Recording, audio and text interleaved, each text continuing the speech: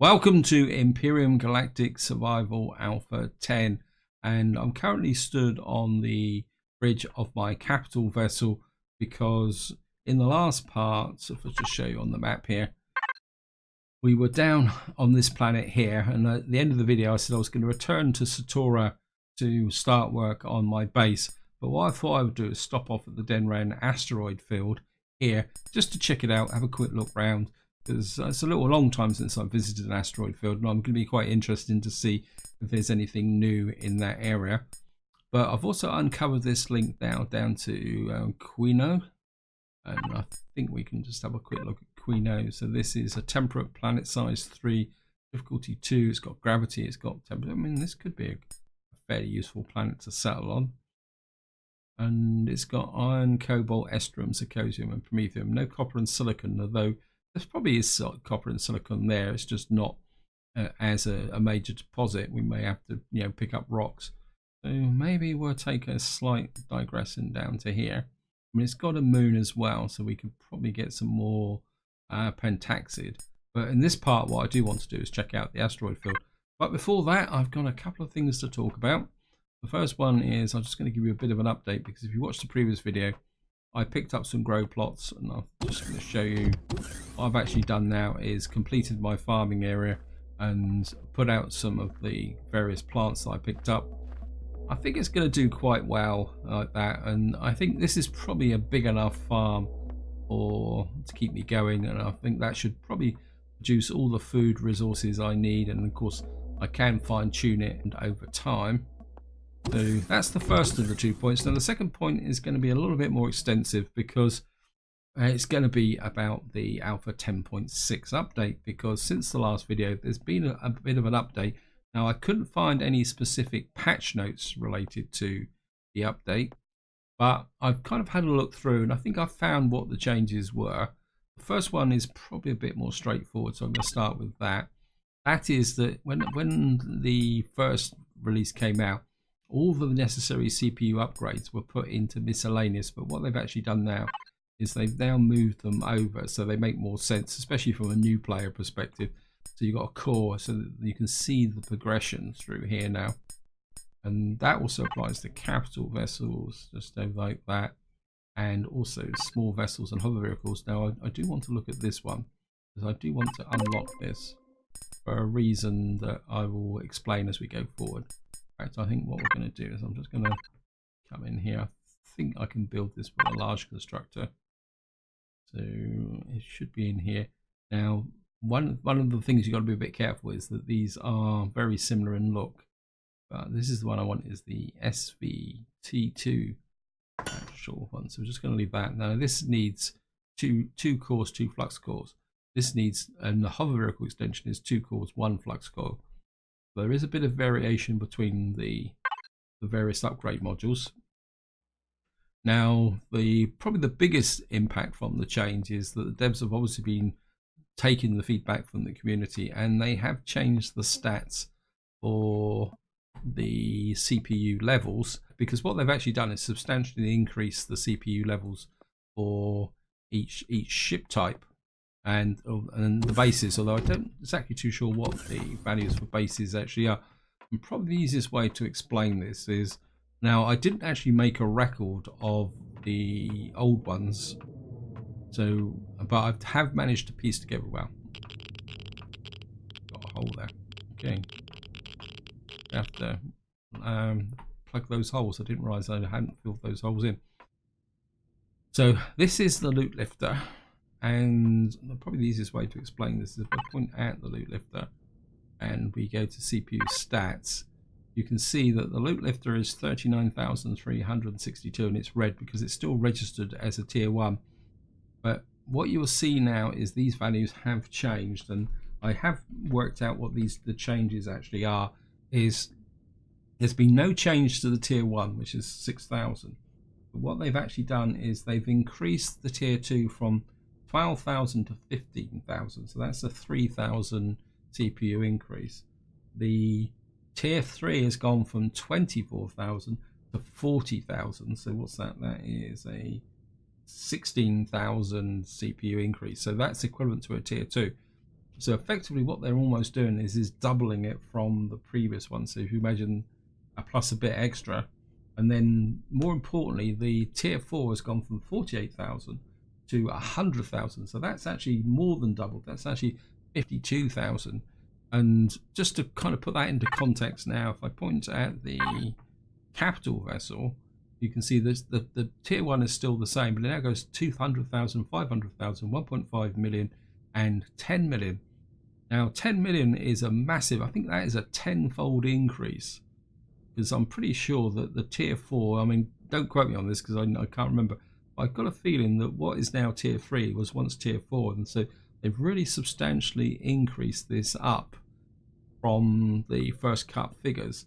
And I can quite understand the point of view of some people saying, what's the point of the CPU ratings if they're going to allow capital vessels up to 10 million, which is going to be quite interesting. But I can actually understand the thought process behind the developers, because you've got to remember is that in setting these CPU levels, they've got to consider 3 groups of people: the single players, the multiplayers, and the creators. These are the people who aren't, I wouldn't say not against the gameplay, but they're there to build ships and they want to push the limits and push the boundaries, but still be able to use them and fly them. To me, it makes sense that the devs have got to balance between the levels there. And I think the thinking behind extending it is that if people want to push the boundaries in single player and bring in all their favorite ships, because I would guess that a CPU rating of 10 million for a capital vessel, there won't be many ships outside that rating. You know, probably some of the more extreme builds, which no one would ever bring into a single player or multiplayer game anyway. And of course, if someone still wants to do that, they can just do, and they're working in creative mode, CPU doesn't apply anyway. So I think that's the thinking, is that someone's in single player mode, they can go as far as they want, but still have limitations, and there's still that air of a progression.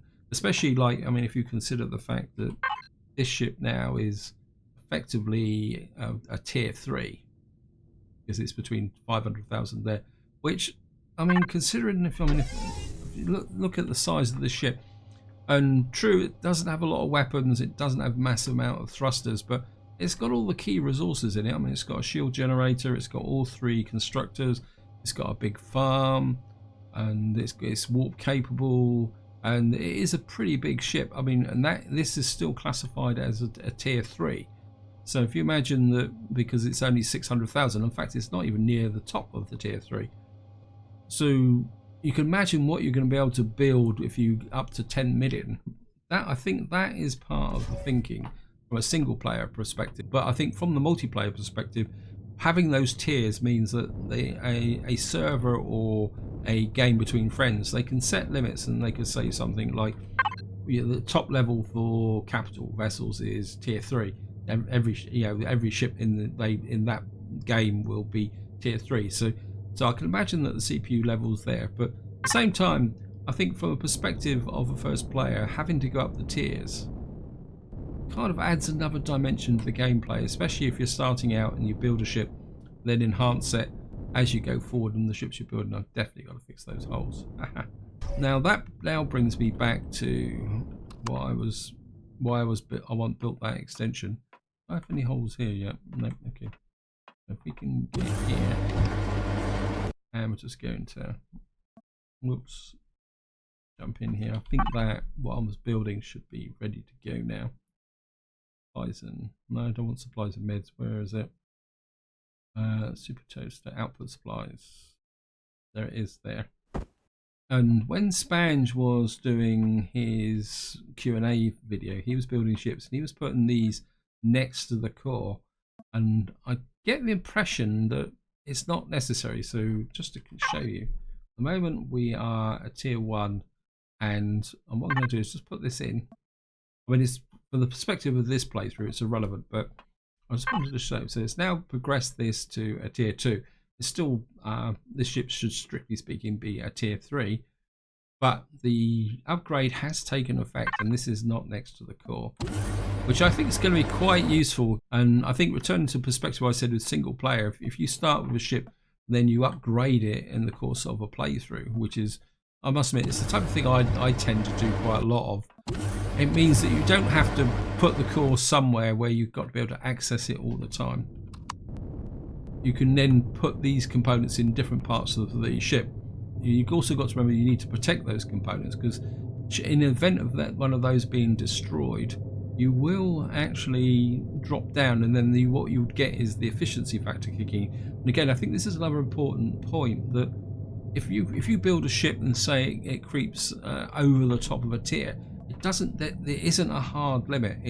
It means that you can cheat a little bit, and you may suffer a small penalty in efficiency, maybe a little more fuel consumption, but that could be something worth balancing against. Anyway, I think that's enough rambling on about the 10.6 update. What I need now to do is equip this ship. Actually, in fact, I need something to eat. We better get some supplies and meds. We better eat something first. Actually, what's the oxygen level on the ship at the moment? Devices. Right, we got quite a lot of oxygen. We need some fuel. So let's fuel the ship up a little bit first. And actually, is the power off? Let's turn the power on. Yeah, power's on. Auto brake, turret thrusters are on. Okay. So we're just going to pick up the nightshade, and I'm just gonna, just put a couple of those in. I don't think we need anything else in here. I'm not planning on starting any major wars or anything like that. Actually, let's just flip this round the other way. The toaster. What is it? Air station control, personal supplies, and it's going to come to the nightshade.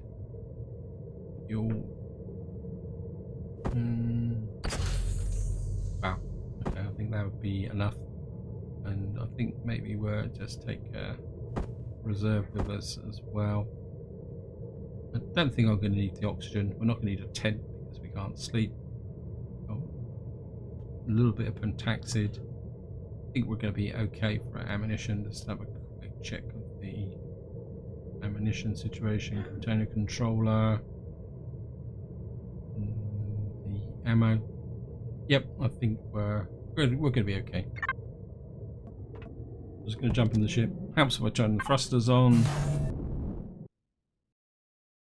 And I can actually see, wow, what's that up over there? Didn't notice that. And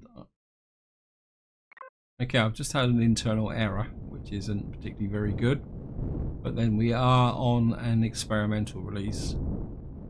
So it looks like we got some bases inside the asteroid belt. We got a ship up here as well. That's interesting. Not showing on the radar though. We're gonna have to keep an eye on the oxygen as well.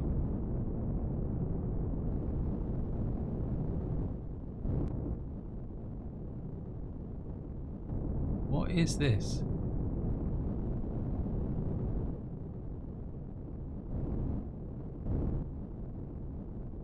Oh, wow. Well, we're going to keep away from him.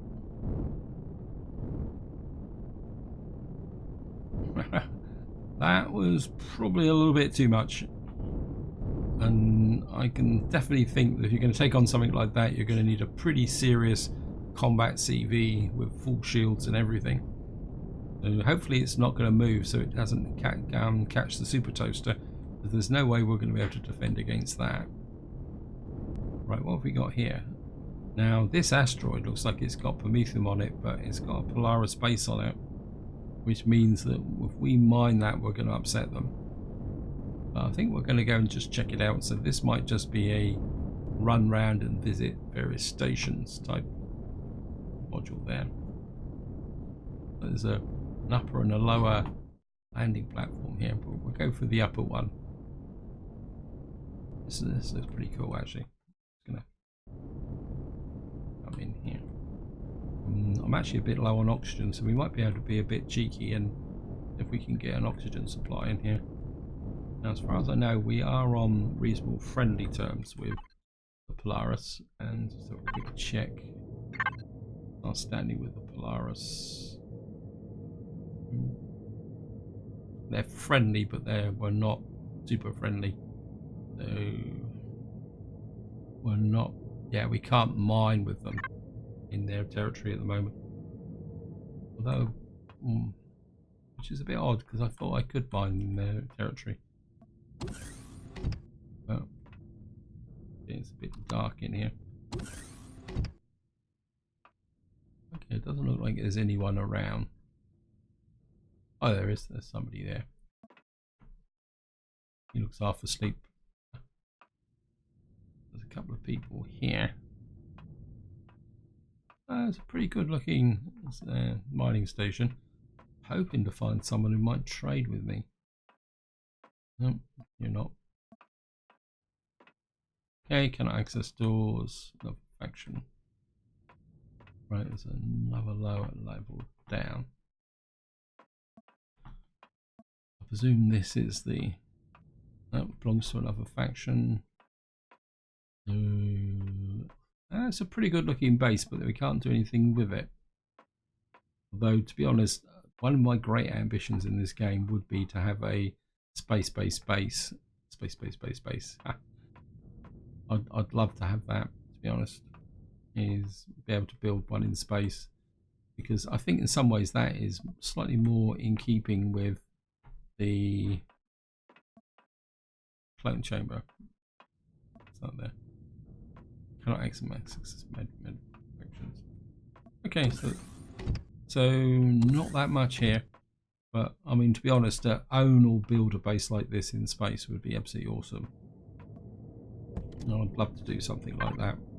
And to be honest, if I could do that, I would probably just stay on that. And I think that comes back to another issue with the aerodynamics that are released as part of the 10.6 update. But if you could build orbital bases, then you could build capital vessels and ships that can operate purely in space, and then you can just ignore the aerodynamics because the aerodynamics don't apply in space. Yeah, this looks very much the same as the other one, so we're not going to bother going into there. What's this over here? One of the other things on my wish list is that ships could scan in space so we could find asteroids. Because there's probably some pretty nice asteroids in here somewhere. It's just we can't find them.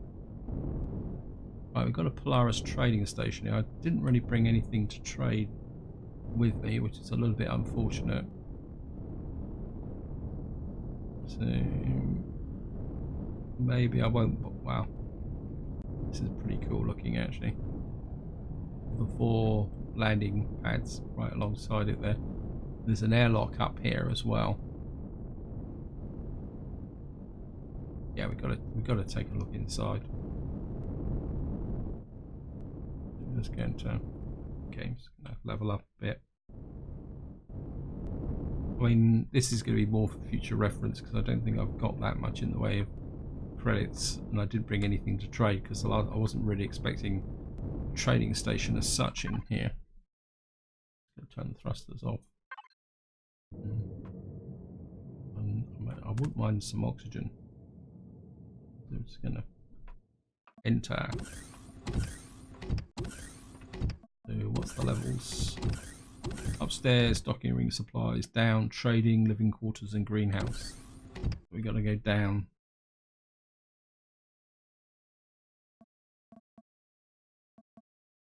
Living quarters, living rooms, living quarters. So I think we've probably got to go down further. What we got here? Restrooms. Okay, let's keep going down. What we got here?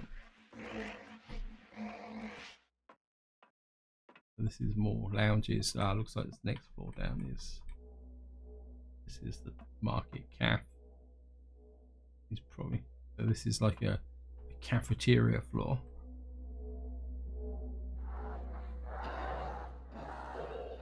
Military equipment. See what he's got. And we got 88,000. Medium armor, multi-boost, shotgun, carbon. Substrate, not interested in that. Magnesium powder. We will definitely take the Magnesium powder. Heavy armor. I've got 2 sets of heavy armor and don't really need that. Plasma cells, rifles, ammunition could be useful to have. How much would 71 of that cost me? Well, that's not expensive, so that would be useful. And I can't see anything else here. I mean, if there was some really good quality weapons there, that could be useful.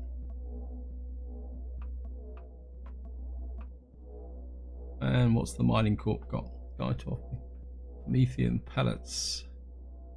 86 nitrocellulose ore scanner or autominer cores. I really should have brought my autominer cores and sell them. Drill charges, ingots, neodymium. I think I've got plenty of the pentaxid I'm going to take because I am a bit short on pentaxid. That gives me a bit more rating, and that's refined, so that gives me 53 astronomical units to travel with. And I think that's about it. I don't think we need anything else. So all in all, pretty cool. Odd place for a generator. Don't know what else is further down. Let's have a quick look. Greenhouses. Garden centre. Okay. Wow. Trouble is, we probably can't pick the crops. There's like a great big greenhouse here. Ah, that's cool. I like that. And I mean, I don't need any plants, but I mean, that's pretty awesome. And I suppose we got the different wings out each side. Ah, that's pretty good. So let's get back into what I'm going to do is go all the way back up again till I get to the level. I'm a little bit worried about that red dot coming in and out. If that's that ship, life could be a little bit. So living rooms. Have I got back to? Yeah, this is the. Oh, this wasn't a bad guess, was it? Jump back into here. And just go back off. So what else we got here? We've got an alloy synthesis factory. Okay. That's another mining facility. It looks very much like the Polaris have snagged all the best asteroids, which is a little bit of a pain in the neck. Because I'm pretty sure that is Estrum. Well, it's one of the rare resources anyway, so maybe if we go into here, we may actually be able to buy some. I mean, that could be cool. I'm just going to drop me in here. And just drop down. Turn off the thrusters.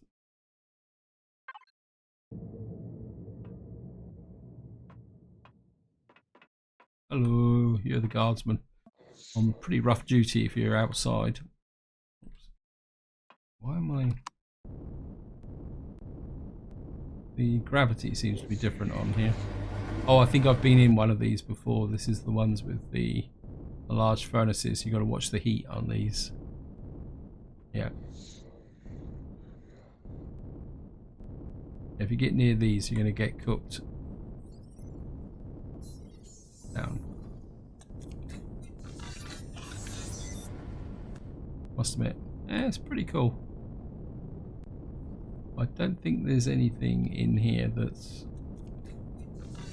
particularly great. This is the control room. But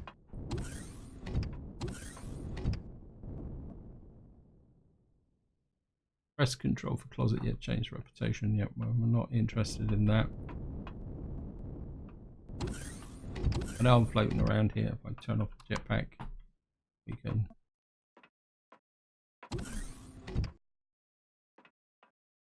Okay.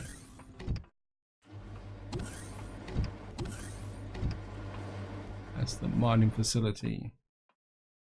Put the jetpack on, so we'll have a bit of a fly round. Yeah, I'm pretty sure that's Estrom. I'd love to mine that out, but we would really need to boost our reputation with the Polaris first to be able to get up here and mine that. We'd have to be honoured to do that. Never mind. And especially those Prometheum asteroids. I mean, that would be pretty awesome if... Yeah, look, there's some more down there as well. Look at that. Oh. We would do really great if we could get around here. There's something really close to me at the moment. On the radar. Okay, somebody.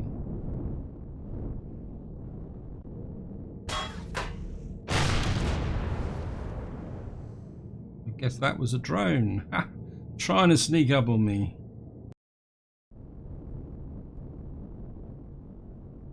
Oh well, we might as well just get in here and loot him. What if that improved by standing with the... Okay, well we got some fuel packs out of that. Oops.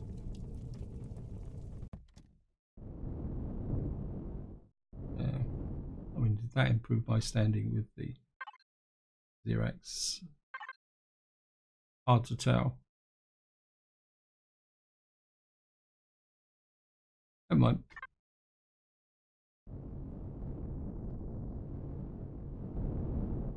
Let's just turn off the auto brake. Whoops. Why am I falling out of the sky? Okay. That's a bit odd. I shouldn't be falling out of the sky with the in space with the inertia drive off. And it's actually, let's just do a bit of an experiment. If I keep the inertia drive on, keep moving, I don't fall out of the sky. If I stop,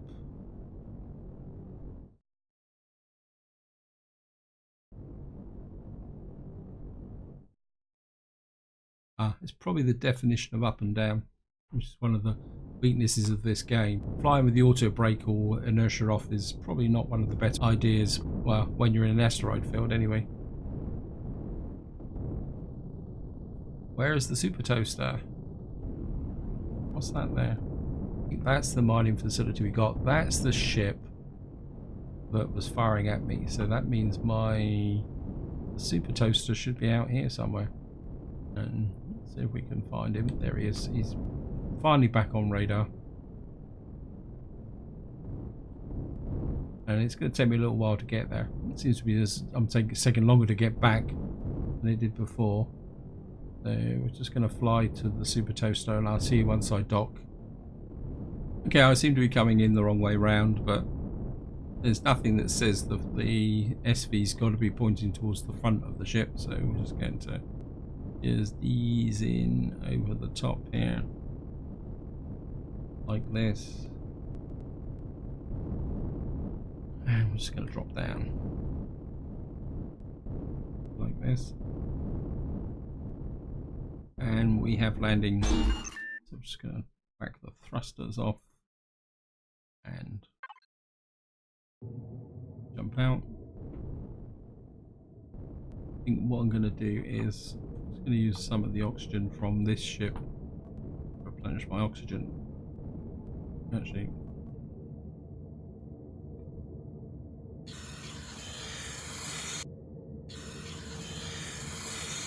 probably while we're at it, bridge 150. Yeah, it's going to take me a little bit over the top. I'm just going to put the food back into there. It means we can then power this ship off to conserve fuel. And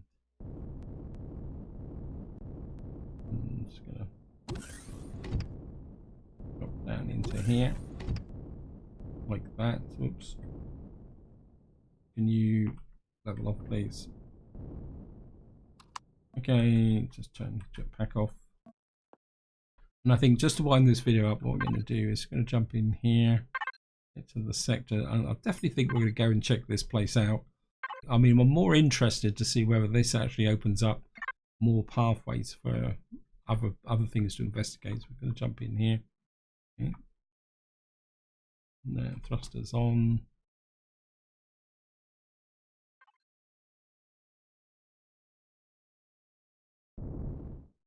And we're just going to line up with here. Going to build up to max speed. And we're going to hit. Okay. So here we are. Nice blue planet. Have a quick look at that. Okay, so we've now opened up another link to this asteroid field, which will then give me that warp group there. What we got here? We got a have a look at planet info. We got a swamp planet here. We got this planet here, which is a swamp planet. Breathable oxygen. This has got cobalt, copper, silicon, magnesium, promethium, iron, estrum, and gold. This could be a very good area to work from, actually, to be honest, because that's actually got another link back to here. Yeah, this could be a good place for a base, because if we set up a base there, we could go there. We've got another asteroid field there. We've got this one. Yeah, I think this is looking good. But this is where I'm going to leave it. Hope you enjoyed the episode. Hope you found it interesting. And until next time, whatever you do, enjoy your gaming.